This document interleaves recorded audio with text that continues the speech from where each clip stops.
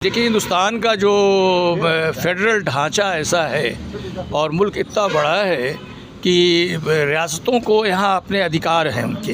तो ऐसा नहीं है कि एक वन नेशन और वन इलेक्शन नहीं हुआ है। 57 और मेरे ख्याल में 62 तक इलेक्शन हिंदुस्तान में हुए हैं, तो एक साथ ही हुए थे जो असेंबली के इलेक्शंस और पार्लियामेंट के। लेकिन बीच बीच में जब बाद में ऐसा हुआ कि वक्त से पहले बहुत सी स्टेट असेंबली डिज़ोल्व हो गई बहुत से वजूहात की वजह से, तो उन असेंबलियों का इलेक्शन उनको पहले कराना पड़ा। तो इसलिए वो नज़म ख़त्म हो चुका है। अब उस नज़म को फिर दोबारा जारी करना, सारे हिंदुस्तान में एक दिन इलेक्शन हो, एक साथ इलेक्शन हो, ये बहुत मुश्किल काम है।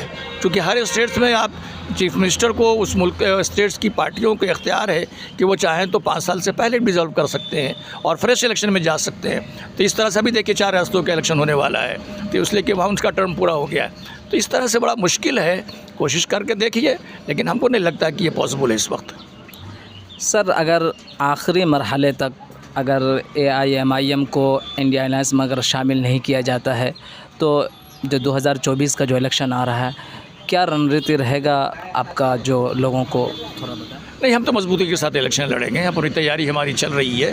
पहले कोई अलग मुहाज रहेगा? पहले नहीं, देखिए अभी 2020 के अंदर जो हमने महाज बनाया था, तो महाज बनाकर इलेक्शन लड़ा था।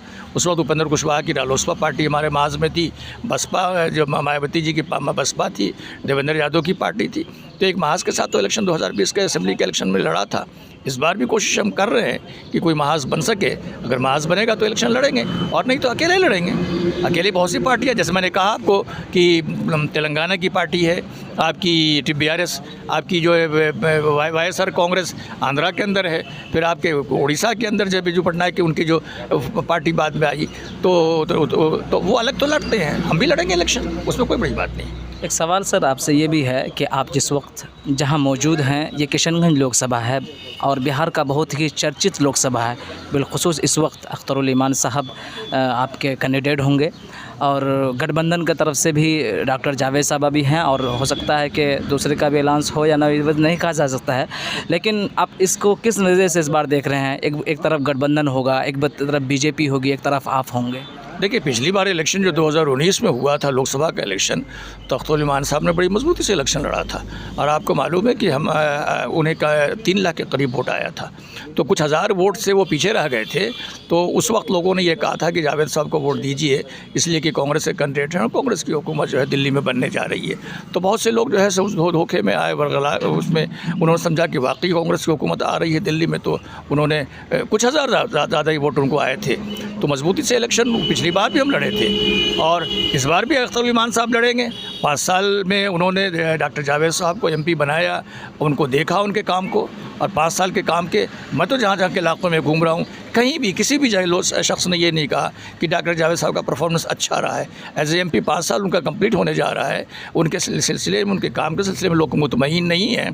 तो मुझे उम्मीद है कि अख्तरुल ईमान साहब को पिछली बार जो चंद हज़ार वोटों का डेफिसिट रह गया था, पीछे रह गए थे, वो इंशाल्लाह इस वक्त वो डेफिसिट ख़त्म होगा और हम बहुत ज़्यादा वोट निकलेंगे आएंगे। अगर डॉक्टर जावेद साहब आते हैं या गठबंधन के कोई तरफ से कोई दूसरा आता है, तो उनके ज़्यादा अख्तरुल ईमान साहब, इसलिए अख्तरुल ईमान साहब की पॉपुलैरिटी बहुत है। आपको मालूम है कि 14 के इलेक्शन में लोकसभा में भी वो लड़े थे, और उस वक्त भी बहुत मजबूत कैंडिडेट थे वो।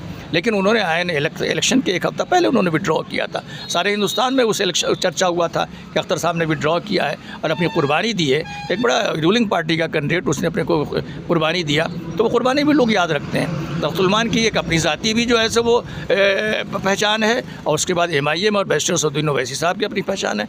मेरे ख्याल में ये मजबूत इलेक्शन हमारे लिए होगा, और हम इंशाल्लाह अब की बार कामयाब होंगे। सर, क्या आपको ये नहीं लग रहा है कि 2019 का लोकसभा, 2024 का लोकसभा बहुत ज़्यादा कुछ डिफरेंस होने वाला है? क्योंकि इंडिया अलायंस का असर उसमें हो सकता है कि दिखे, जिसका नुकसान आप नहीं, जैसे मैंने पहले शुरू में ही कहा कि इंडिया अलायंस अगर मजबूती के साथ महाज बनाते तो ये मुकाबला कर सकते थे।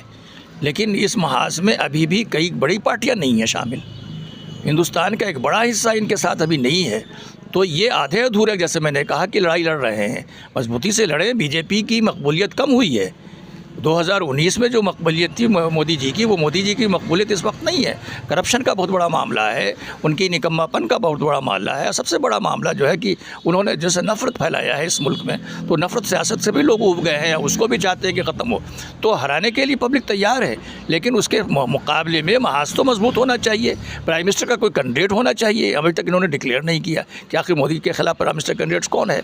तो बहुत सी कमियां हैं इस महाज के अंदर। वो कमियां अगर दूर हुई और महाज मजबूत हुआ और सारे लोग